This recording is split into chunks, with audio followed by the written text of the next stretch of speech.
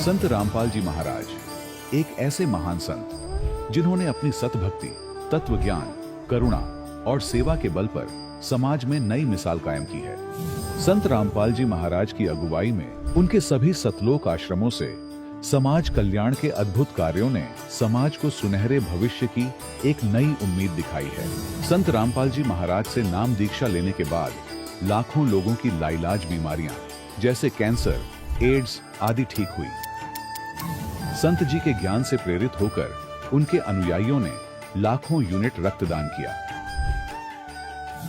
संत जी ने लाखों बहन बेटियों का दहेज मुक्त विवाह करवाया।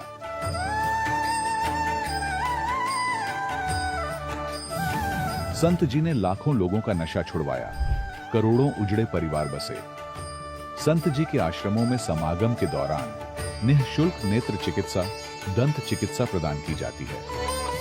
संत रामपाल जी महाराज द्वारा समय समय पर पर्यावरण संरक्षण के उद्देश्य से बड़े स्तर पर वृक्षारोपण किया जाता है। संत जी ने जरूरतमंदों को तत्काल राहत पहुंचाने के लिए एम्बुलेंस सेवा शुरू की। संत जी अपने अनुयायियों को देहदान के लिए प्रेरित करते हैं, जिससे मानवता की सेवा और चिकित्सा क्षेत्र में सुधार हो सके। संत रामपाल जी महाराज के सभी आश्रमों में हर रोज निःशुल्क भंडारा आयोजित किया जाता है, जहां हर वर्ग, हर जाति और हर धर्म के लोग एक साथ बैठकर भोजन करते हैं।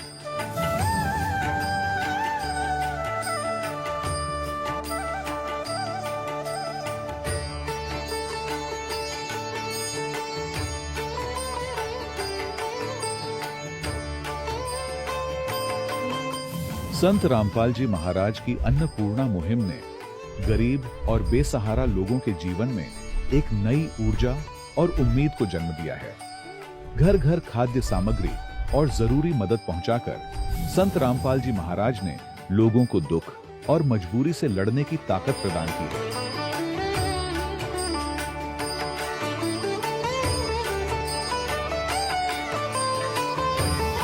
संत रामपाल जी महाराज द्वारा गरीब लोगों के लिए घर बनवाने का अद्भुत कार्य एक ऐसी मिसाल कायम कर रहा है जो सदियों सदियों संत जी की उदारता और दया भावना के तौर पर जाना जाएगा।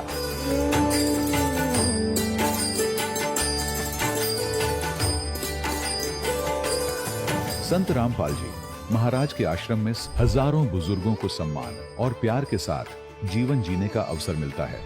उनके खाने, रहने और स्वास्थ्य की पूरी जिम्मेदारी संत रामपाल जी महाराज उठाते हैं। अनाथ बच्चों के लिए संत रामपाल जी महाराज के सभी आश्रम किसी वरदान से कम नहीं। यहाँ उन्हें शिक्षा, संस्कार और भविष्य के लिए बेहतर अवसर प्रदान किए जाते हैं। चाहे बाढ़ हो, भूकंप या महामारी, संत रामपाल जी महाराज और उनके अनुयायी हमेशा ही जरूरतमंदों के लिए सबसे आगे खड़े रहते हैं। कोविड महामारी के दौरान संत रामपाल जी महाराज के आश्रमों से करोड़ों लोगों के लिए भोजन, दवाइयां और जीवन रक्षक सामग्रियां उपलब्ध कराई गई। चाहे गरीब की मदद हो या किसी शोषित और पीड़ित वर्ग के हक और सम्मान की लड़ाई, संत रामपाल जी महाराज ने हमेशा ही उनकी दबी आवाज को सरकारों तक पहुंचाया है और उन्हें उचित न्याय दिलवाने में अहम भूमिका अदा की है। समाज में आध्यात्मिक और सामाजिक मूल्यों के प्रति जागरूकता लाने में संत रामपाल जी महाराज हर कदम पर मानवता के सच्चे सेवक साबित हुए हैं। संत रामपाल जी महाराज का जीवन हमें सिखाता है कि सच्ची सेवा वही है जो निस्वार्थ भाव से की जाए। आइए हम भी इस महान सेवा के कार्य में इस महान संत से जुड़ें और संत रामपाल जी महाराज से नाम दीक्षा लेकर अपने जीवन को धन्य बनाएं।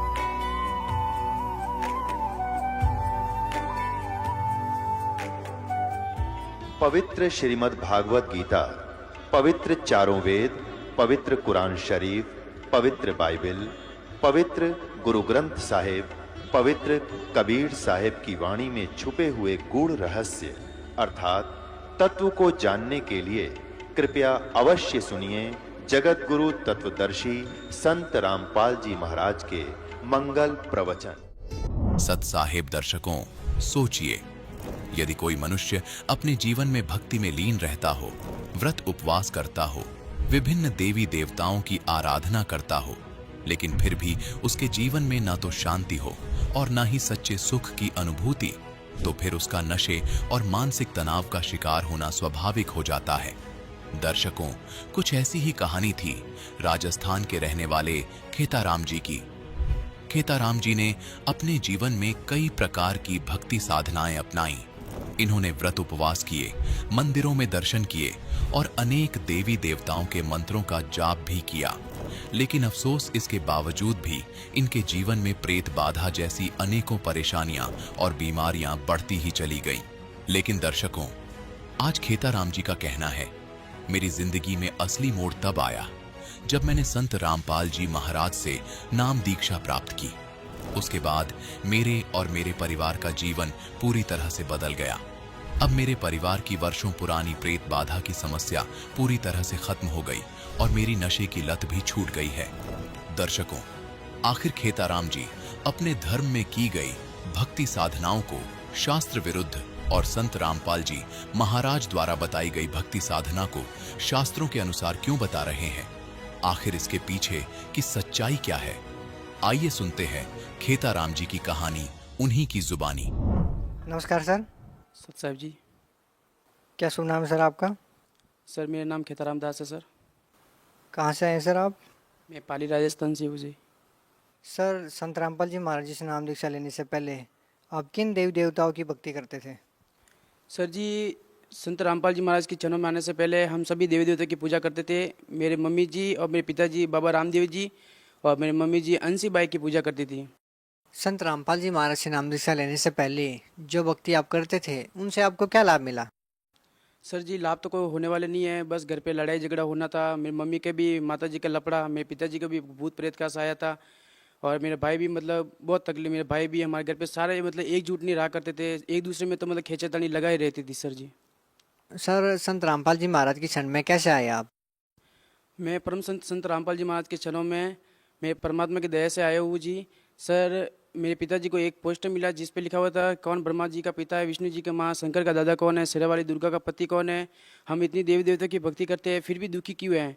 तो मेरे पिताजी ने सोचा कि मतलब मेरे भगवान से बड़े एक और कौन भगवान है जिसके मतलब इतने प्रश्न पूछ रहे हो, इसका जवाब वेदों में है, प्रमाणित है। तो मेरे पिताजी ने उस फ़ोन नंबर लिखा हुआ था, उस फ़ोन नंबर से ज्ञान गंगा पुस्तक मंगाई और मेरे पिताजी ने ज्ञान गंगा पुस्तक पढ़ी और उसके एड्रेस से सतलोक आश्रम में आ गए। और पहले पहले मेरे पिताजी ने नाम लिख दिया और फिर हमारे घर वाले को भी समझा। मेरे तो इतना मतलब इतना अच्छा नहीं लगता था मेरे को कि वहाँ पे इतने देवी देवते को छुड़ाते हैं, इतने नियम थे, इतने नियम। तो भी मैंने पहली बार आश्रम आया तो मैंने ज्ञान को सुना, तो मैंने भी सोचा कि वास्तव में ये यहाँ पे परमात्मा आ चुके हैं और मैंने अपने परिवार से भी ना पूछे, मैंने नाम उपदेश ले लिया। सर जी, सर, जो सद्भक्ति संत रामपाल जी महाराज ने आपको दी है उससे आपको क्या लाभ मिला? पहला लाभ तो यही मिला है जी कि मेरी 2 बार मतलब मृत्यु हो चुकी थी, तो परमात्मा की दया से मेरी उम्र भी बढ़ गई। पहली मृत्यु ये हुई थी, पहले मैं तंबाकू खाया करता, नशीले पदार्थों का मैं खुद भी सेवन करता था। आज मेरी 17 साल की उम्र है, तो भी मैं बहुत छोटा था, तो भी मैं बहुत मतलब नशीले पदार्थों का सेवन करता था। तो परमात्मा के नाम उपदेश में लेने के बाद जब 1 महीना ही हुआ था तो भी मेरे को थोड़ा थोड़ा ज्ञान था, तो मैं वापस तंबाकू सेवन करने लगा था। तो मेरे ऊपर काल ने ऐसा झपटा मारा कि मेरे सो रहा था तो मेरे बड़ी बड़ी आंखें हो गई, मेरे इतनी बड़ी मतलब जीभ निकल गई और मुंह से मतलब झाग निकलने स्टार्ट हो गए थे। तो मैंने पिताजी ने मेरे को लाइट चालू की और मेरे को दंडोत प्रणाम करके चना मत पिलाया, तो मैं ठीक हो गया। तो मैं आश्रम आया और गुरुजी से बोला कि गुरुजी मेरा ऐसा ऐसा हाल हो गया था गुरुजी। तो परमात्मा ने क्या कि बेटा अगर तो जन्म नहीं होता तो तुम्हारी उस समय मृत्यु थी, परमात्मा तेरी आयु बढ़ा दी है। चंडीगढ़ गया था मैं, तो वहाँ से स्पीड गाड़ी में से पीछे से गिर गया था, ऐसे मतलब सड़क के उल्टी साइड में गिर गया था। तो मेरे कहीं भी चोट नहीं आया। तो मैंने गुरुजी से कहा कि गुरुजी आज मेरी जान बची। तो गुरुजी ने कहा ठीक है बेटा, कि आज वह जन्म नहीं होता तो तुम मर जाता आज। और पिताजी को मतलब 2 बार हार्ट अटैक आ चुका है। मेरे पिताजी को मतलब 10-15 दिन पहले यम के दूत लेने आ गए थे। मेरे पिताजी ने हाथ जोड़ के परमात्मा का सुमरन किया। संत रामपाल जी महाराज खुद आए और हाथ का ऐसा झपटा मारा तो वो मतलब यम के दूत वो गायब हो गया था। और परमात्मा मेरे 2 बार भी मेरे घर पे आ चुके हैं, मेरी मम्मी को भी दिखे और कमरे में जाते हुए मेरी मम्मी ने देखे और फिर पूरा कमरा देखा, पूरा घर देखा, वो कहीं नज़र नहीं आए परमात्मा। और तीसरा लाभ ये हुआ कि मेरे पिताजी को भी मतलब जीवनदान मिला, मेरी मम्मी को भी जीवनदान मिला, भूत प्रेत का सहायता वो सारे मतलब कुछ मतलब घर के नज़दीक भी नहीं आते ये भूत सहारे मतलब। और मेरे भाई भी मतलब बहुत मतलब बदमाशी करता था, उनको भी आज परमात्मा की दया से बहुत सही चल रहा है। हमारे घर पे भी मतलब सब बहुत सुखी से रह रहे सर जी। और एक मेरी बहन थी जिसके बच्चेदानी पर सूजन थी, और तो डॉक्टर साहब को बताया कि डॉक्टर साहब मेरे बच्चेदानी में सूजन है। तो डॉक्टर ने चेक किया, सोनोग्राफी कराई, तो उसमें बताया कि आपको ऑपरेशन करना पड़ेगा और खून की कमी है। तो घर पे आके परमात्मा से प्रार्थना की, परमात्मा आप तो सर्वसृष्टि रचना हो, आप तो सब जो चाहे सो कर सकते हो। तो वापस दूसरी बार रिपोर्ट निकाली तो डॉक्टर ने खुद मना कर दिया कि कोई खून की कमी नहीं है और कोई मतलब ऑपरेशन नहीं करना पड़ेगा।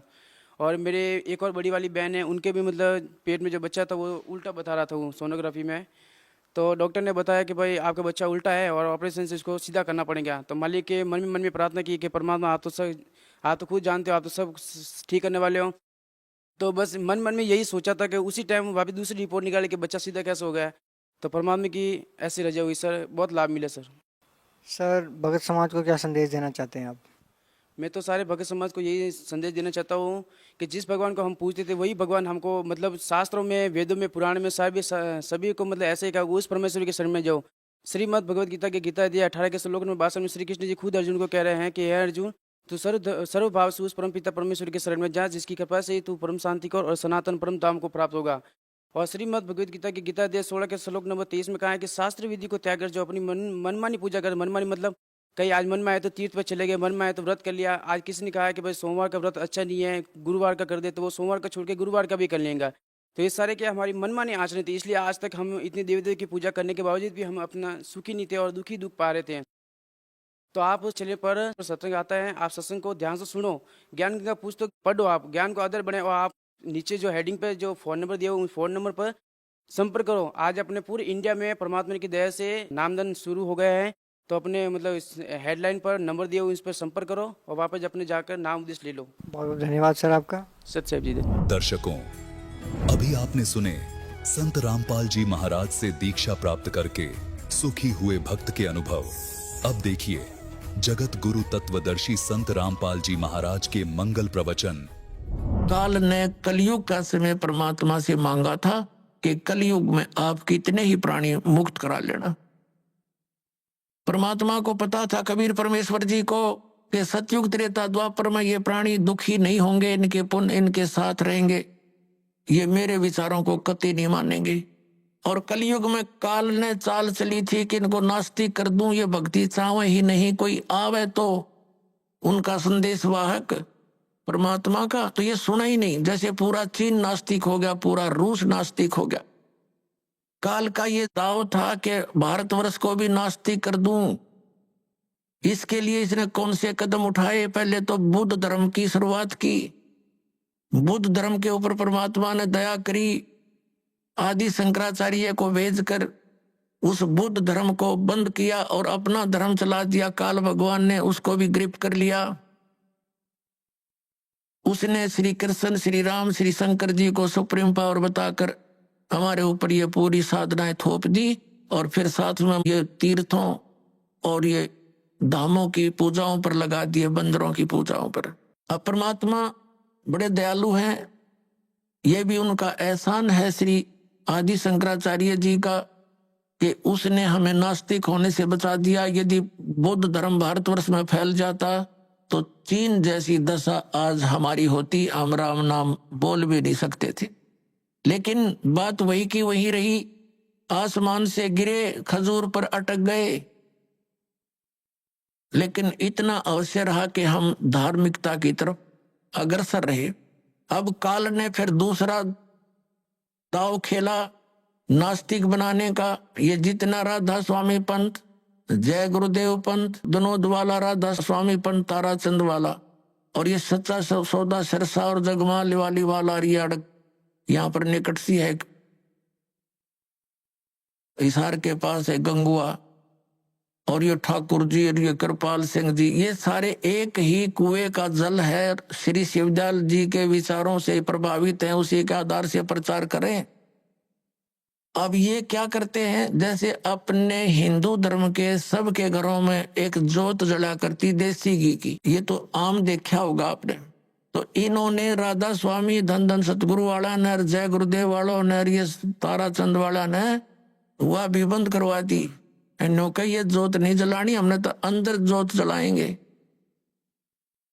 बताओ, वो थोड़ा बहुत हवन यज्ञ का लाभ होना था, पुण्य बनना था, वो भी बंद करवा दिया।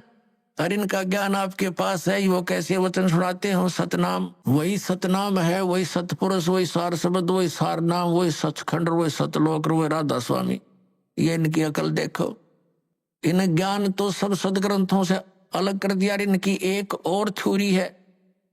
इनके महापुरुष कहते रहे हैं कि हमने वेदों और गीता को पढ़ने की आवश्यकता नहीं, हमारा ज्ञान तो इनसे आगे का है। जो थोड़ा बहुत गीता जी को नित्य पाठ करके ज्ञान यज्ञ का लाभ मिलना था वो बंद करवा दिया, इन ग्रंथों से नफरत करवा दी। तो ये पक्के काल के दूत थे। अब कुछ वर्षों के अंदर आप देख लेना, अगर ये नहीं इस मार्ग पर लगे तो सब नास्तिक हो जाएंगे, चीन जैसी स्थिति हो जाएगी इन लोगों की। लेकिन अब परमात्मा दया करेंगे, सबको ये ज्ञान स्वीकार करना पड़ेगा, नहीं तो इस मनुष्य जीवन को नाश करके वो बहुत कष्ट उठाएंगे जो इस ज्ञान को स्वीकार नहीं करेंगे। दास कोई उनकी बुराई में नहीं बोल रहा, इस दास को ये पता चल गया कि ये सभी हम एक पिता की संतान हैं। और यहाँ का जो काल भगवान है वो नहीं चाहता कि इनको यथार्थ ज्ञान हो। सदग्रंथ हमारे पास है और गुरु हमने बना रखे। हमारे हिंदू धर्म के गुरु हमें नहीं बता पाए सदग्रंथों में क्या प्रमाण है, इसके विरुद्ध लोक वेद सुनाकर हमारा बट्ठा बैठा दिया इन्होंने। तो दास का उद्देश्य सभी पुण्यकर्मी प्राणियों से है, यही है कि आप जी सच्चाई को ग्रहण करें, पूरा अच्छी तरह जांच करें जो दास शब्द बोलता है, और फिर इस तत्व ज्ञान को ग्रहण करें और अपना कल्याण करवाएं।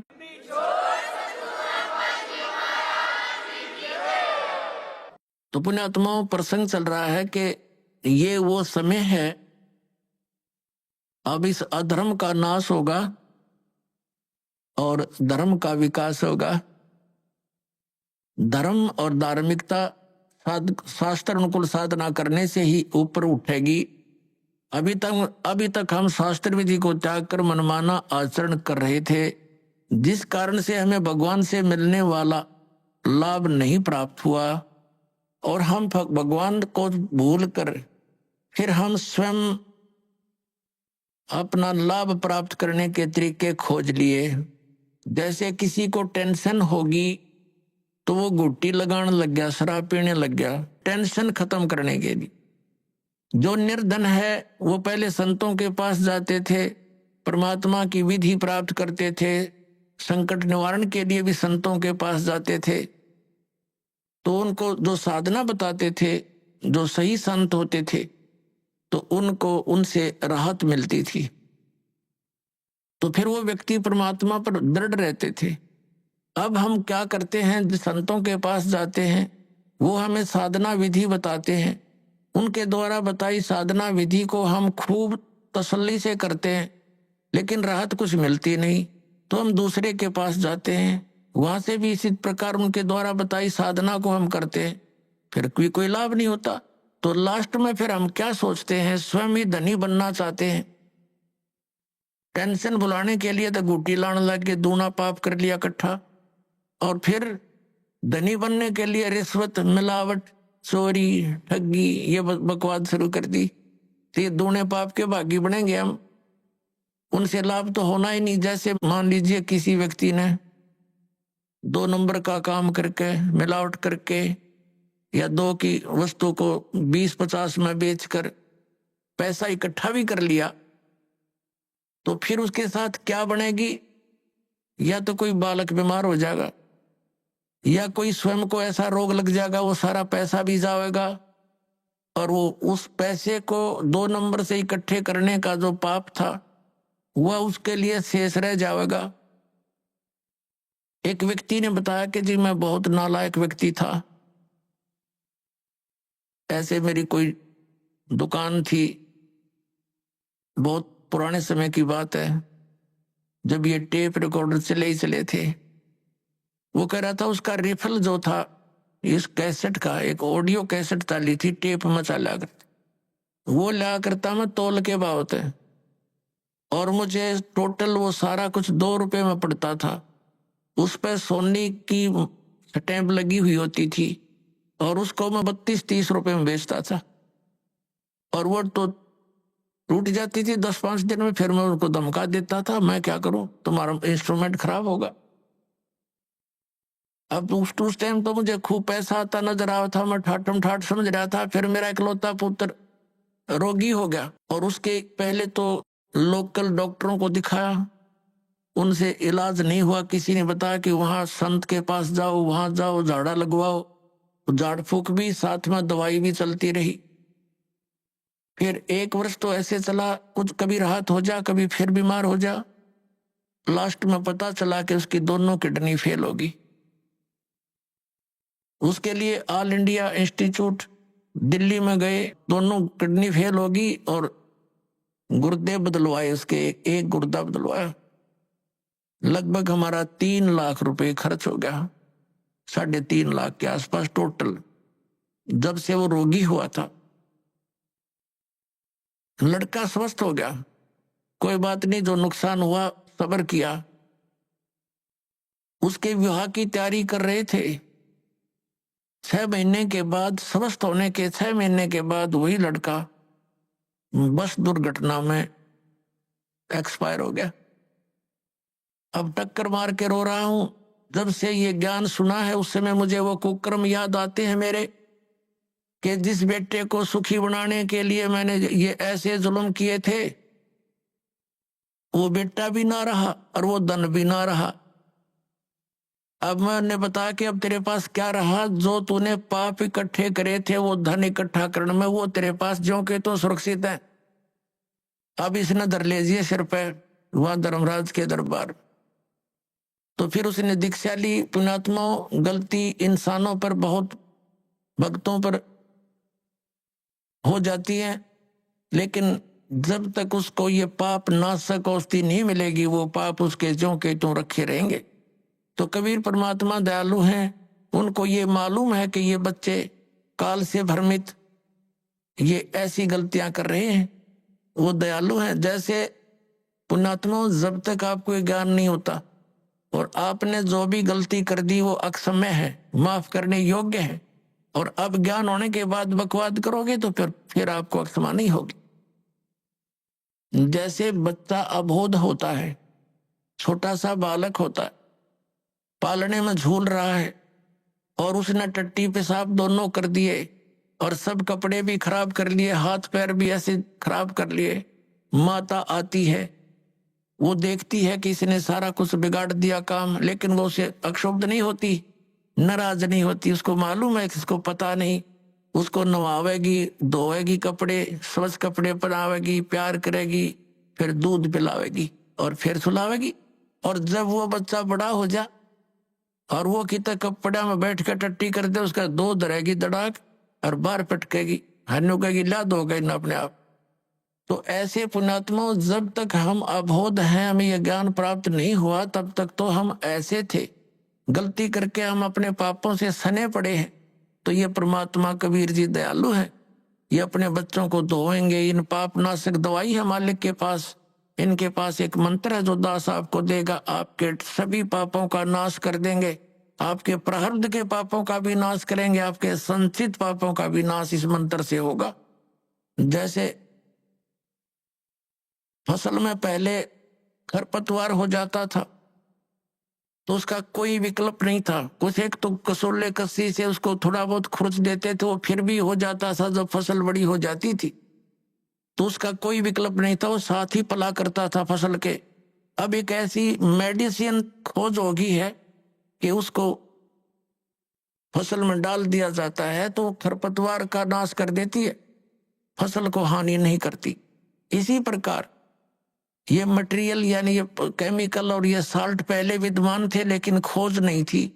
इसी प्रकार ये मंत्र परमात्मा ने पहले ही हमारे सदग्रंथों में विद्यमान कर रखे थे, ये हाथ नहीं लगे थे, अब इसकी खोज होगी, इस दास के पास उपलब्ध है। और इससे सब पाप नाश हो जाएंगे और आपके पुण्य शेष रह जाएंगे।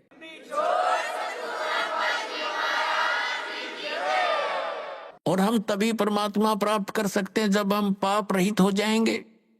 और यहाँ का विधान है ब्रह्म परब्रह्म ब्रह्मा विष्णु महेश और अन्य देवताओं का जैसे कर्म करोगे वैसा ही फल मिलेगा। पाप आपके अलग लिखे जाते हैं, पुण्य अलग लिखे जाते, और दोनों को ही आपको फल मिलता है। दोनों का पुण्यों के लिए स्वर्ग महास्वर्ग, फिर यहाँ के छोटी मोटी सुविधा, राजा या अच्छी कोई पोस्ट, और नरक ये भी पैरेलल मिलेगा। कुत्ते गधे सुअर की योनि ये भी अवश्य भोगनी पड़ेंगी। लेकिन कबीर परमेश्वर की शरण में आने के बाद आपको अब ये पापों का दंड नहीं भोगना पड़ेगा। आपके प्रारब्ध के कर्मों का भी नाश होगा जो आपको हानिकारक होंगे। इसलिए तो भक्ति करते हैं, इसलिए परमात्मा की खोज करते हैं कि हमारे ऊपर कोई आपदा आवे तो परमात्मा हमारी रक्षा करे। और जब वो आपदा भी आ रही है तो फिर प्रोटेक्शन क्या हुआ उस साधना का जो हम करें। जैसे हमने कोई शेड या झोपड़ी मकान बना रखा है, उसका उद्देश्य क्या है कि गर्मी सर्दी वर्षा से हमारी रक्षा करे। और जिसने हमने बना रखी है झोपड़ी या मकान और वो सारा पानी भी अंदर ही आ रहा है और धूप का भी असर ऐसे पैदल है, तो वो कुछ भी प्रोटेक्शन नहीं आपका। आप कितने नशे में पड़े हो और सोच रहे हो महल में बैठे हो, तो सारी आपदाएं आप पर आ रही है, तो साधनाएं आपकी वो सत्य नहीं है, शास्त्र अनुकूल नहीं है, इसलिए आपको कोई लाभ प्राप्त नहीं हो रहा है। तो उसकी प्राप्ति के लिए आपने परम संत की खोज करनी पड़ेगी।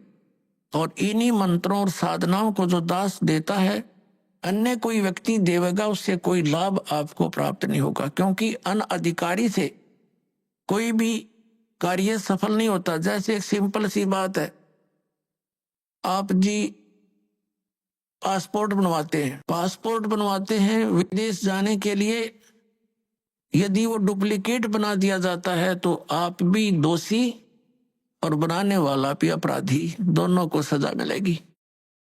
इसी प्रकार हमने जाना सतलोक, और ये पासपोर्ट बनाने का आदेश केवल इस दास के अतिरिक्त इस ब्रह्मांड में नहीं है, ये सत्कर मान लेना। और इसके अतिरिक्त जो भी कोई नाम दान साधना दे रहा है वो शास्त्र विधि त्याग का मनमाना आचरण है उनका, और वो डुप्लीकेट नाम दे रहे हैं, उनसे कोई लाभ आपको नहीं होना। और इन मंत्रों को भी यदि इस दास से कोई प्राप्त कर चुका है और वो दुष्ट आत्मा स्वयंभू संत बनकर उनको आगे दान कर भी रहा है, तो डुप्लीकेट पासपोर्ट बना रहा है वो, उससे भी आपने बचना है। इसी करके ये काल हमारा भट्ठा बंटवाता है, ये पैरेलल खड़ा कर देता। काल के दूतों को भगवान आए थे, एक कबीर पंथ लाया था, उसके बाद काल ने 12 कबीर पंथ चला दिए, सबको भ्रमित कर डाला। परमात्मा कबीर जी वाली एक भी साधना उन पंथों में नहीं, नाम कबीर पंथ है। तो इससे आपने अब सतर्क रहना है। पीछे जो गलतियां हो चुकी हैं उनसे बचकर ही हम आगे सफल हो सकेंगे। वो उदाहरण भी आपको दिए जाते हैं। अपना आत्मा हमारे सदग्रंथ हमारे साथ हैं, हमारे पास हैं। जैसे प्रसंग चल रहा था कि जो मंत्र आपको दिए जाते हैं ये यथार्थ जाप साधना है, सदग्रंथों में वर्णित है। और जो आपको दास साधना विधि और ज्ञान बताता है वो सूक्ष्म वेद से बताता है। तत्व ज्ञान रूपी 5वां वेद जो है, जो सच्चिदानंद घन ब्रह्म की वाणी में वर्णित है, उसके आधार से आपको ज्ञान देता है। तो उसके अंदर कंप्लीट ट्रीटमेंट है, यो पूरा कोर्स है। जैसे आप जी ने पवित्र हिंदू धर्म के धर्मी पुरुषों ने, भक्तों ने, बहनों ने पुराणों को खूब पढ़ा है, श्रीमद् भगवत गीता को भी पढ़ा है। श्रीमद् भगवत गीता में केवल एक मंत्र है, ओम, 8वें अध्याय के 13वें श्लोक में, वो ब्रह्म का मंत्र है। ओम इति एकाक्षरम ब्रह्म व्यवहारण माम अनुस्मरण ये प्रयाति तजन देहम स याति परमाम गतिम। उसका भावार्थ ये है कि गीता ज्ञान दाता ये ब्रह्म है, श्री कृष्ण जी में प्रवेश करके बोल रहा है। ये कह रहा है कि मुझ ब्रह्म का केवल एक ओम मंत्र है, नथिंग एल्स, ये एक अक्षर है।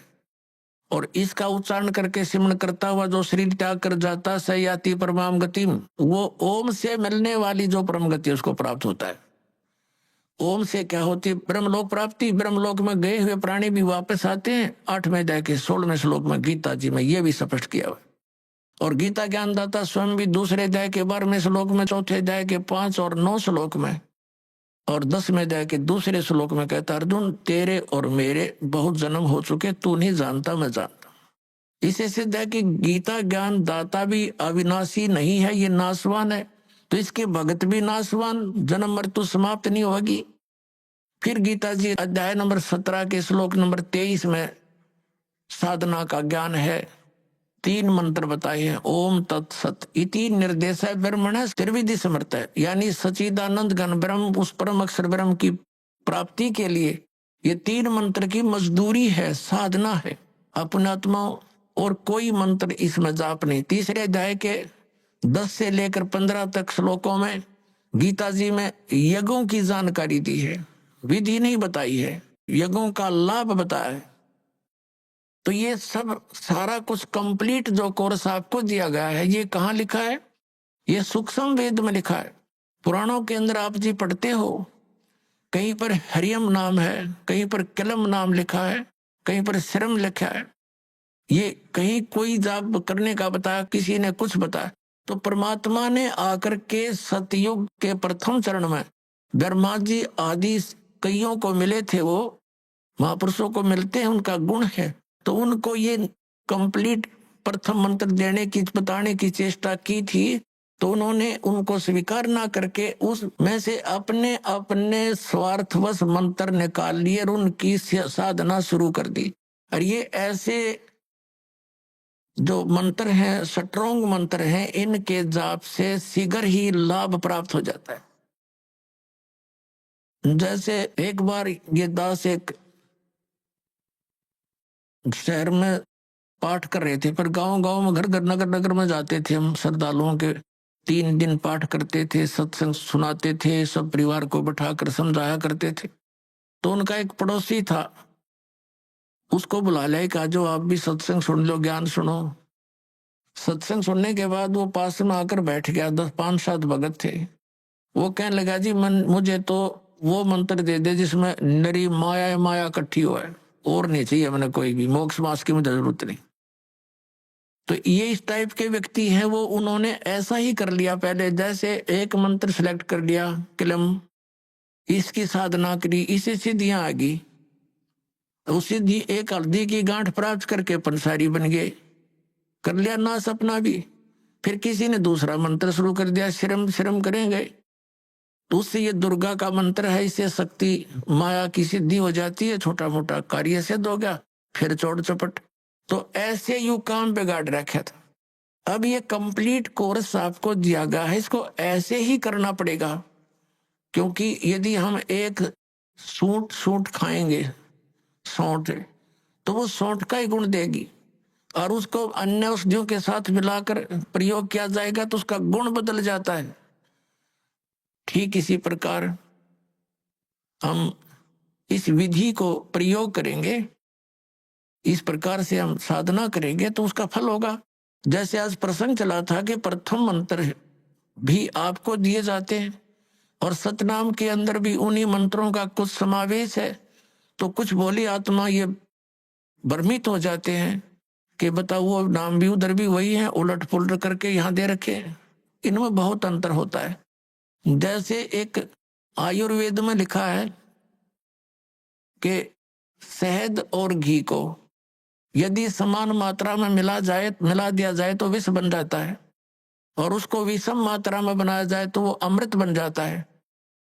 जैसे 2 चम्मच शहद और 1 चम्मच घी डाल दिया तो अमृत बन गया, और दोनों 1-1 चम्मच मिलाकर खा लिया तो विष का काम करता है। तो इसी प्रकार वेद को पता होता है कौन सी औषधि किस प्रकार मिलाने से ये गुण युक्त होती है। तो ये दास इस अध्यात्म मार्ग का वेद है। आप एक सिंपल समझो विद्यार्थी हो, आप जन्म मरण रोग के रोगी हो, ये दास वो वेद है जिसको कंप्लीट कोर्स याद है इस जन्म मृत्यु के रोग के नाश करने का। और आज तक या तो भगवान को ज्ञान था या परमात्मा जिन महापुरुषों को मिले वो कौन कौन है? आदरणीय धर्मदास साहिब जी, आदरणीय नानक साहिब जी, आदरणीय मुल्कदास साहिब जी, आदरणीय दादू साहिब जी, आदरणीय गरीबदास साहिब जी, गांव छुडानी, जिला जज्जर, हरियाणा वाले, आदरणीय गीसा दास साहिब जी, गांव खेकड़ा, जिला मेरठ, उत्तर प्रदेश वाले। इन महापुरुषों की तो दास को जानकारी है कि इनको मालिक आकर मिले हैं, इनसे संपर्क साधा है और इनको वही ज्ञान दिया जो दास को दे रखा है। लेकिन इनको एक प्रार्थना की थी भगवान ने कि तुम इन मंत्रों का जाप कीजिए, लेकिन आगे जो सतनाम और सारनाम है ये अभी सार्वजनिक नहीं करना।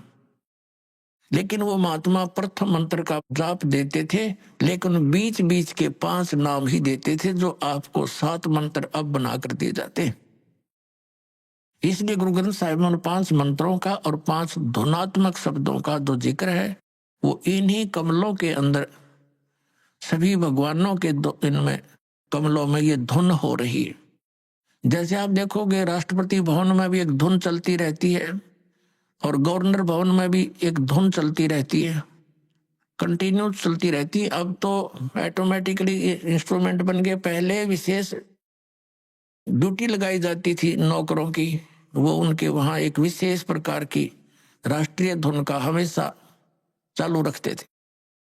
तो इस प्रकार इन सभी भगवानों के इन कमलों स्थानों पर जहां जहां ये इनके लोग है वहां ये धुनें हो रही है और उनका फिर हम सुन रहा है इस टेलीविजन में, हमारे शरीर में। जैसे कोई भी कार्यक्रम कहीं हो रहा है तो टेलीविजन पर हम यहाँ देख रहे हैं, लेकिन वो टेलीविजन में नहीं है, वहां तो हम देख रहे सुन रहे हैं, वो वास्तव में कहीं और होता है। तो ऐसे ये मंत्र हैं। तो पुण्यात्मा जो दास आपको मंत्र देता है, जो ज्ञान देता है, ये बिल्कुल फाइनल समझ लेना। और उपदेश प्राप्त होने के बाद केवल आप दास जो आदेश आपको दे उसका पालन करना है, उसमें अग्रम मग्रम नहीं करनी, नहीं तो फिर आप भक्तिहीन हो जाओगे। तो कहने का भाव यह कि आज का जो सत्संग चल रहा है किस उद्देश्य से है कि ये वो समय है जो हमें मोक्ष प्राप्त कराएगा। परमात्मा ने कहा था 600 वर्ष पहले जब मालिक कबीर परमेश्वर जी आए थे कि जब बिचली पीढ़ी आवेगी धर्मदास जी कि तब तक तू इस मंत्रों को छुपा के रखना, इस मूल ज्ञान को भी डिक्लेयर मत करना तुम, नहीं तो इन काल के भेजे हुए दूतों के ये मंत्र और ये नाम ज्ञान सब हाथ लग गया तो वो भी यही प्रचार करते पाओ। जैसे राधा स्वामी पंथ है, डेरा सच्चा सौदा सरसार, ये जगमाल वाली, ये कृपाल सिंह ठाकुर सिंह, और ये ब्यास वाला डेरा जय गुरुदेव, और ये भिवानी वाला, दनौद वाला, जो ताराचंद वाला, ये सारे श्रद्धालु बेचारे चले तो थे भगवान पाने के लिए, लेकिन ये शिवजाल के फंस गए। उसने कख पता नहीं था, 5 नाम काल के जाप करे और करवाए और भूत बन गया। और काल प्रेरणा से भोली भाली श्रद्धालु सारे ब्लाइंड फेथ करके, क्योंकि श्रद्धालु का स्वाभाविक गुण होता है वो अपने गुरुदेव पर ब्लाइंड फेथ करता है, और इसी से सफलता मिलनी थी। लेकिन उसका दुरुपयोग हो गया। किक्कर के पौधे को आम का पौधा जान कर बो लिया और उसकी सिंचाई कर रहे हैं आम प्राप्ति का उद्देश्य रखकर। ये इनकी महाभूल है। 5 नाम काल के और मोक्ष की प्रतीक्षा, देख कैसी भूल लगी है इनके। तो पुण्यात्माओं, दास का प्रयत्न ये ना समझना कि मैंने आपसे कुछ धन संग्रहित करना है ना। दास 2 रोटी खा रहा था, नौकरी थी सरकारी, जेई की पोस्ट पर विराजमान था, 2 रोटी का गुजारा बहुत ठीक चल रहा था। लेकिन जब से दास को ये पता चला, जब तक नाम देने का आदेश नहीं था तब भी दास घर घर जा जाकर समझाया करता था, गुरुजी से ला करके नाम दिलाया करता था। और फिर उन्होंने दास पर यह भार सौंप दिया, आशीर्वाद दे दिया कि बेटा तुम नाम दिया कर। तो उस दिन के बाद फिर और ज्यादा जिम्मेवारी बढ़ गई, इस तत्व ज्ञान को फैलाऊं। विरोध का भी रिकॉर्ड तोड़ दिया, काल ने क्रोथा कांड करवा दिया, इसी कारण से अत्याचार करवा दिया हमारे ऊपर, लेकिन समर्थ साथ था, कुछ बिगाड़ नहीं पाए। पिछला इतिहास देख लो संतों भक्तों के साथ जिन्होंने जुल्म गुजारे, लेकिन वह सफल नहीं हो पाए, अंत में मुंह की खानी पड़ी।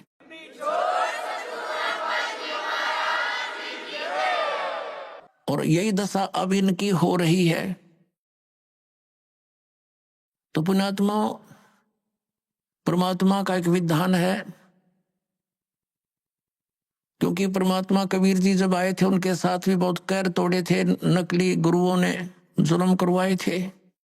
उबलते हुए सरसों के तेल के कढ़ाई में बैठा दिया भगवान को, लेकिन कुछ बिगाड़ नहीं पाए। घेरे कुएं में डालकर ऊपर से कंकर पत्थरों से भर दिया, परमात्मा बाहर बैठे पाए। कारण क्या था? वो यही ज्ञान दिया करता जो दास आज उन्हीं का दिया हुआ आपके रूबरू कर रहा है। आज आपको क्यों स्वीकार्य हो गया? क्योंकि आप शिक्षित हैं और प्रमाण आपके समक्ष है।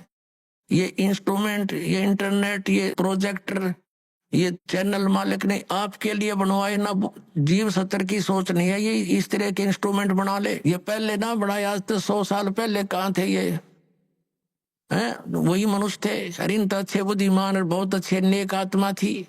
अब परमात्मा ने ये बुद्धि दी है ताकि मेरे बच्चे घर बैठे देख सके प्रमाणों को, और पहले शिक्षित किया आपको कि इन भ्रमित करने वाले काल के दूतों से तुम स्वयं सतर्क होकर के देखो इन सदग्रंथों को, ये क्या बता रहे हैं। इन्हीं की साक्षी लेकर के ये आपको इसके विपरीत ज्ञान दे रहे हैं। तो आज इसलिए हम सफल हुए कि आप शिक्षित हैं और साथ में भगवान का पंजा दास के साथ है। तो और उसके बिना ये कदम भी नहीं चल सकते हम इसे घोर कलयुग में। और आज हम कितने सफल हो रहे हैं? क्योंकि हमारा ज्ञान सच्चा है, हमारा भगवान सच्चा है और हम सत्य के ऊपर संघर्ष कर रहे हैं।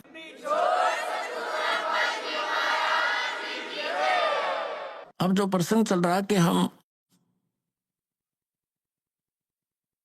परमात्मा की भक्ति, परमात्मा की प्राप्ति के लिए ट्राई कर रहे हैं, लेकिन शास्त्र विधि त्याग का मनमाना आचरण करके हम वहीं के वहीं खड़े हैं। हमारा हर तरह से गिरावट में आ गए, हम हमारे विचार गिरावट में आ गए, हमारी क्रियाओं में बहुत अंतर हो गया। सराउंडिंग का क्षेत्र हम देखते हैं, जहां भी देखते हैं हमारे बच्चे जो उपदेश लेकर जाते हैं, क्योंकि इन्होंने तो सब बुराई छोड़नी है, तो घर में, पड़ोस में, रिश्तेदारी में सब जगह वही बुराइयां ग्रस्त हैं। बीड़ी, शराब, मांस, तमाकू, माया जोड़न की चर्चा, दूसरा ज्ञान नहीं। तो पुण्यात्माओं, कुछ दिनों के बाद हमारी संख्या बढ़ती जाएगी। जब हमारी संख्या बढ़ेगी तो बुराई वाले लोग शर्माने लग जाएंगे। उनको अब तो कोई शर्म नहीं रही। बाप बेटा इकट्ठे बैठ कर दारू पीवे, बता शर्म रही? फिर छोटे छोटे बच्चे भी धिक्कारेंगे, कोई रिश्तेदार भी आ जाएगा, आप क्या पी रहे हो? ये कोई शराब पीने की चीज है? इसके कहते हैं मदरा पीवा कड़वा पानी, 70 जन्म कुत्ते के जानी। इस तरह के प्रमाण दिया करेंगे हमारे बच्चे। एक कहते हैं सुरापान मदमासा हारी, गमन करे भोग पर नारी, 70 जन्म कटेंगे शीशम, साक्षी साहेब है जगदीशम। और परमात्मा कहते हैं 100 नारी जारी करे सुरापान 100 बार, एक जन्म हुक्का भर दे वो डूबे काली धार।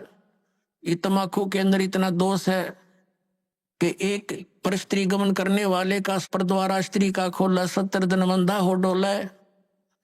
सुरापान मदमासा हारी, और जो गमन करें भोगे पर नारी, 70 जन्म कटेंगे शीशम, साक्षी साहेब है जगदीशम। जो ऐसे पाप करेंगे उनके 70 जन्म तो लगातार वो बलि के बकरे बनेंगे। परमात्मा ने कहा कि एक पर स्त्री गमन करने का क्या बताया है कि 70 जन्म तो अंधा होकर धक्के खावे, और फिर 70 जन्म वो बलि का बकरा बनकर गल कटवावे। कितना घोर पाप है। और फिर कहते हैं ऐसे ऐसे 100 नारी जारी करे 100 सुरापान 100 बार। एक चिलम सुरापान, एक बार सुरापान करने का कितना पाप है? मदरा पीवे कड़वा पानी, और 70 जन्म कुत्ते के जानी। जो मदरा एक बार भी पीते हैं 70 जन्म कुत्ते के होंगे। जैसे आप मैं इस मारीची जी के जो महावीर जैन के जीव की कथा सुनते हो, 60 करोड़ बार गधा, 30 करोड़ बार कुत्ता, तो ये इन्हीं दोषों के प्रतिफल में बनते हैं। तो हम गलतियां कर जाते हैं किसी जन्म में, फिर वो लिखे जाते हैं, इकट्ठे होते हैं, फिर वो भोगने पड़ते हैं। तो क्या बताया है? मदरा पीवे कड़वा पानी, शराब पीता है जो 70 जन्म कुत्ते के जानी। आज तो टिट्टी पाक रहा, घुट्टी ला के होटलों में बैठ के मौज मार रहा, फिर कुत्ता बन के गंदी नाली के जल को पिया करेगा। ले अब तेरी मदरा ये बन गई, मदरा पीवे कड़वा पानी, 70 जन्म कुत्ते के जानी। फिर क्या बताते हैं? 100 नारी जारी करे, जो 100 नारी पर नारी भोगेगा उसको कितना घोर पाप होगा। और सुरापान 100 बार, एक बार सुरापान यानी शराब पीने का कितना दोष है, अभी आपको बता दिया। ऐसा 100 बार कर ले और एक चलम हुक्का भर दे, पीने वाले का तो गर्क बेड़ा है ही, एक हुक्का भर के देने वाले को इतना पाप लगेगा। क्योंकि कोई दोष में सहयोग देता है, कोई हत्या करने जाता है, उसकी मदद कर रहा है, उसको उठा के उसको हथियार दे रहा है कि ले कर ले काम, तो दोनों दोषी हैं वो। तो यहाँ क्या बताया कि 100 नारी जारी करे सुरापान 100 बार, एक चलम हुक्का भर दे और डूबे काली धार। जैसे आपने गीता के अध्याय नंबर 7 के श्लोक नंबर 29 में सुना है कि जो व्यक्ति सभी कर्मों से परिचित है, पूरे अध्यात्म ज्ञान से परिचित है और तत्परम से परिचित है, तत्परम यानी परम अक्षर ब्रह्म से, तो वह केवल जरा और मरण से छूटने का ही प्रयत्न करते हैं। वो यहाँ की बकवादों में आश्रित नहीं रहते, यहाँ की किसी वस्तु की डिमांड नहीं करते, दोष भक्ति के अनुकूल साधना वही करते हैं और उसमें बाधक वस्तु को ग्रहण नहीं करते। तो ये हमारे बच्चे इन पूरे अध्यात्म ज्ञान से और इस सभी पूरे कर्मों से परिचित हो जाएंगे, तो फिर वो आम व्यक्ति को जो भी उनके संपर्क में आवेगा उनके गुणों से परिचित कराएंगे कि ये मत करो आप, ये पाप लगता है। अब छोटे छोटे बच्चे भी, कोई रिश्तेदार आता है वो बीड़ी वगैरह मंगवाता है, वो मना कर देते हैं, आपकी और सब सेवा कर देंगे पर ये नहीं करेंगे क्योंकि इसमें हमें दोष लगेगा, और आप हमारे घर पर भी इसको पीने की कृपा ना करना, हमारी हानि हो जाएगी। तो वो अपने आप शर्मिंदे होंगे। एक भक्त बता रहा था कि ऐसे हमारे घर पर हमारा एक बहनोई आ गया, उसने हमारे लड़कों पर, लड़के थे घर पे, और वो लगा निकाल के बीड़ी पीने, उनसे उन्होंने कहा जी आप फूफा जी बीड़ी ना पियो हमारे घर पे। तो वो बच्चे थे, उसने समझदार व्यक्ति था, उसने बंद कर दी और बाहर जाकर पी आया। उसने सामने आकर उसे बताई मेरे से, वो कह रहा था, कहने लगे ये बालकों को क्या हो गया, मैं बीड़ी पीने लगा था, इन्हें मना कर दिया। तो उन्होंने कहा ये हमने उपदेश ले रखा है ऐसे ऐसे, हम ना ये पीमर ना पीने दें, ना हम आपकी मदद करेंगे और आपकी सारी सेवा करेंगे हम, लेकिन ये अब हम नहीं, आपको सहयोग भी नहीं देंगे। तो रिश्तेदार उसी का नाम होता जो अनुकूल हो जाना, तो दुश्मन है वो आपका। तो उन्होंने बोला जी कोई बात ना, अगर आपकी ये बात है तो मैं आप आज के बाद आपके घर में बीड़ी ना लाऊं और ना पीऊं। तो वो दूसरा भाई था, वो नाम नहीं ले रहा, वहां अपना जाकर जो उसने पीना खाना था कराया, बाकी आके सो गया हमारे पास, रोटी खा ली, कोई बात नहीं। फिर वो गया हुआ था किसी कारण से कहीं पर, वो ही कहीं दूसरी रिश्तेदारी में, वो कह रहे थे कि हम ऐसे ऐसे वहां जाएंगे, तो भी चलेगा कि? तो वो खुद कह रहा था हमारा बहनोई कि वहां जाओ तो भाई अपना बीड़ी माचिस बार धर दियो, यानी खुशी के उसने कोई उलाहना नहीं दिया, बल्कि उनको आगाह किया कि वहां लेके मत जाना, उड़ा नहीं बढ़न देंगे तुमने बीड़ी माचिस समेत। तो वो रिश्तेदार भी अच्छे थे, ने बोला बहुत अच्छी बात है, हम ठीक है, उनके नियम को क्यों भंग करेंगे। तो धीरे धीरे उस रिश्तेदार ने भी उपदेश ले लिया, जब देखा कि बालक भी इतना ज्ञान रखते हैं, बुराई से दूर रहना चाहते हैं, और हम बुराई कर रहे हैं तो हमारे बालक भी ग्रहण करेंगे। तो उस बुद्धिमान व्यक्ति ने भी उपदेश ले लिया, अपने बच्चों को इस मार्ग पर लगा दिया। तो ऐसे ये बुराई अब कम होगी। और पहले हम क्या करते थे, जब हम छोटे छोटे थे, हमारी बहनों के बटेऊ आते थे बहनोई, तो हमारी स्पेशल सेवा लगाई जाती थी कि इनकी चलम ठंडी नहीं होनी चाहिए, ना तो बेइज्जती हो जाएगी, यानी इनका हुक्का इतना प्यारा है, ये कंध्याड़ बैठे रहियो स्पेशल। तो बताओ, एक तो उनको दूना नरक में ठोक्या करते, अरे हम उनने कहा हाथ जोड़ के ना जी, ना पीवा ना पीने दें, तो उनको भी विवश होना पड़ेगा सोचने से बुराई को छोड़ने के लिए। तम्बाकू शराब ये कोई खाने पीने की वस्तु है, बकवास लपेट ली चौगर देकर अपनात्मा। इस प्रकार अब ये पूरे विश्व में एक अच्छी लहर दौड़ेगी, विकार रहित होंगे, और जो माया जोड़न की दौड़ लाग रही पुण्यात्माओं या कति खत्म होएगी ज्ञान के आधार से। अभी आपने सुने संत रामपाल जी महाराज के मंगल प्रवचन। आइए अब सुनते हैं संत रामपाल जी महाराज से नाम दीक्षा लेकर सतभक्ति करके अद्भुत लाभ प्राप्त करने वाले अनुयायी के विचार। दर्शकों, मनुष्य अपने जीवन में सुख और शांति की चाह में अपने धर्म में प्रचलित अनेकों पारंपरिक भक्ति साधनाओं को अपनाता है, लेकिन जब इसके बावजूद भी उसके जीवन के कष्ट और परेशानियां समाप्त नहीं होती, तो उसका नशे जैसी बुरी आदतों की गिरफ्त में आ जाना स्वाभाविक हो जाता है। दर्शकों, ऐसी ही कहानी थी मध्य प्रदेश के रहने वाले महेश गायकवाड़ जी की। महेश जी ने अपने जीवन में अनेकों प्रकार की भक्ति साधनाएं अपनाई, लेकिन इन्हें कहीं भी अपने जीवन की परेशानियों से छुटकारा नहीं मिला। लेकिन दर्शकों, आज महेश जी का कहना है कि जब से मुझे संत रामपाल जी महाराज की शरण मिली है, तब से मेरा और मेरे परिवार का जीवन पूरी तरह से बदल गया है। संत रामपाल जी महाराज द्वारा बताई गई शास्त्रों के अनुसार भक्ति साधना को करने से मेरी वर्षों पुरानी नशे की लत भी छूट गई और मेरे जीवन की परेशानियां भी समाप्त हो गईं। दर्शकों, आखिर संत रामपाल जी महाराज ने महेश जी के ऊपर ऐसा कौन सा चमत्कार कर दिया जिससे महेश जी की नशे की लत छूट गई? आखिर इसके पीछे की सच्चाई क्या है? आइए सुनते हैं महेश गायकवाड़ जी की कहानी, उन्हीं की जुबानी। सर नमस्कार। नमस्कार सर। सर क्या नाम है आपका? मेरा नाम महेश गायकवाड़ है। मैं अर्जुन नगर देवास, तहसील व जिला देवास, राज्य मध्य प्रदेश से हूँ।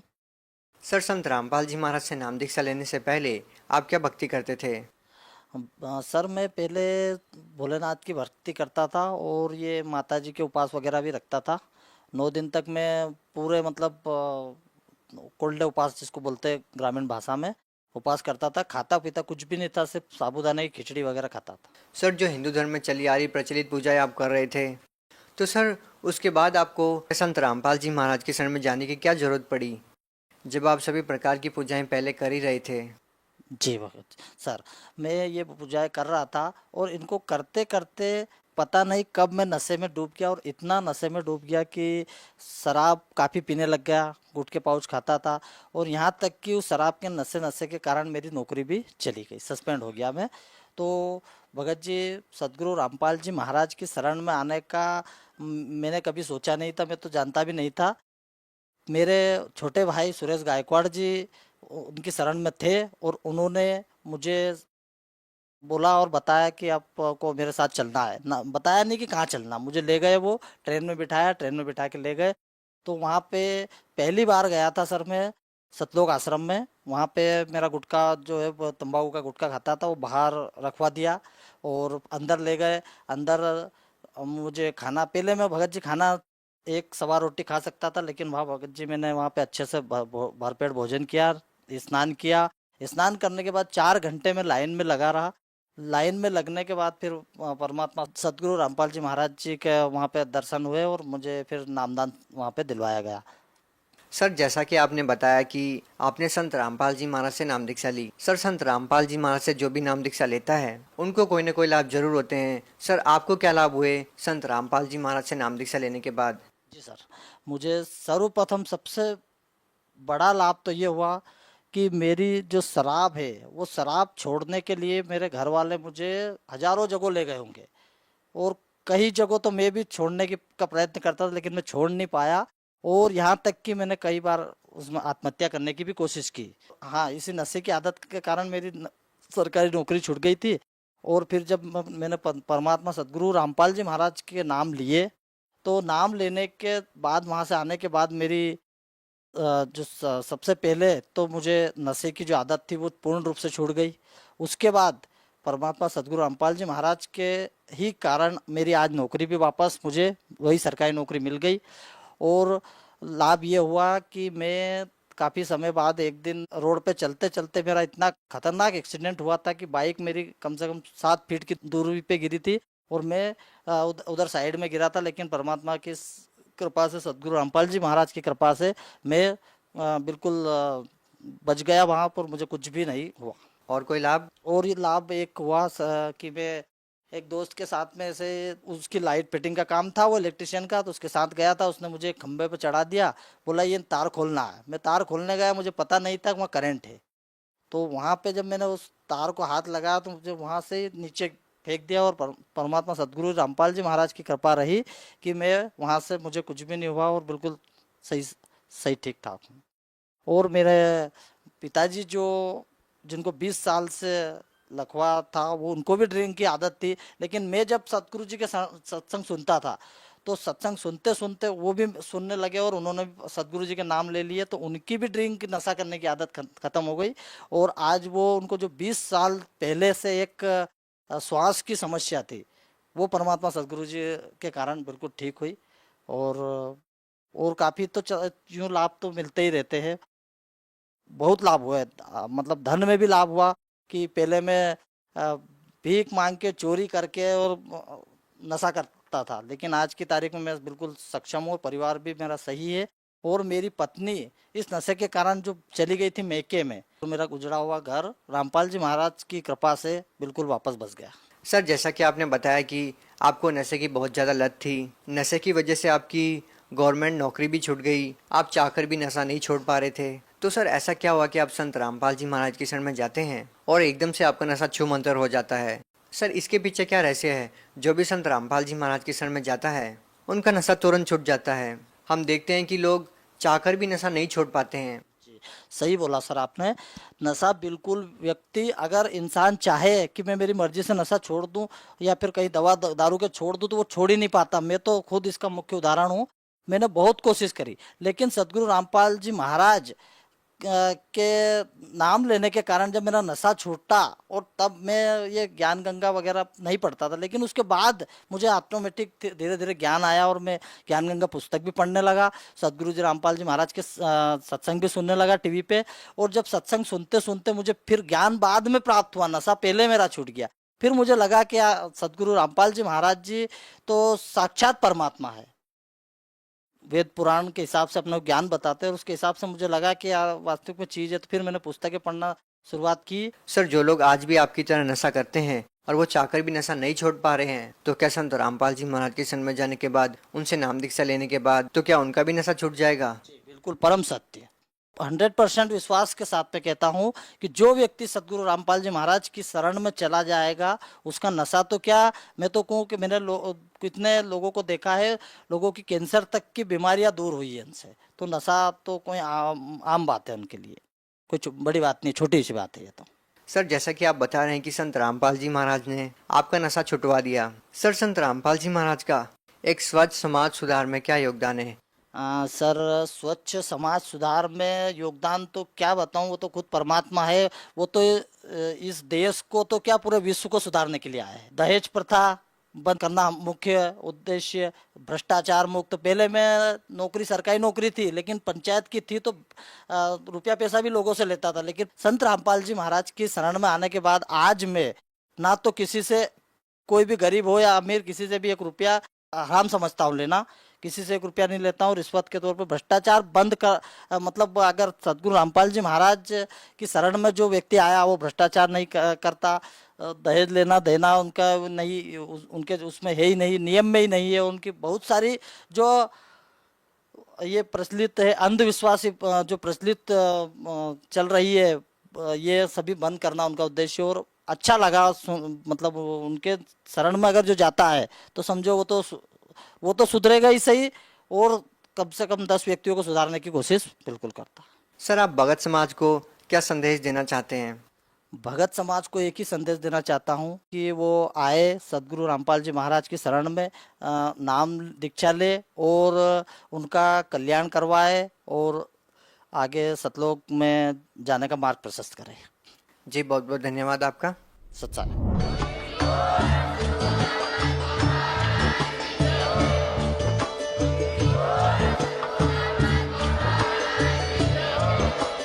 आप सुन रहे थे जगत गुरु तत्वदर्शी संत रामपाल जी महाराज जी के मंगल प्रवचन। अधिक जानकारी के लिए विजिट कीजिए हमारी वेबसाइट www.jagatgururampalji.org। संत रामपाल जी महाराज जी के शुभ आशीर्वाद से पूरे विश्व भर में 500 से भी ज्यादा नाम दीक्षा केंद्र हैं, जिन पर संत रामपाल जी महाराज जी द्वारा ऑनलाइन निशुल्क नाम दीक्षा दी जा रही है। अपने नजदीकी नाम दीक्षा केंद्र का पता करने के लिए संपर्क करें 8222 880541।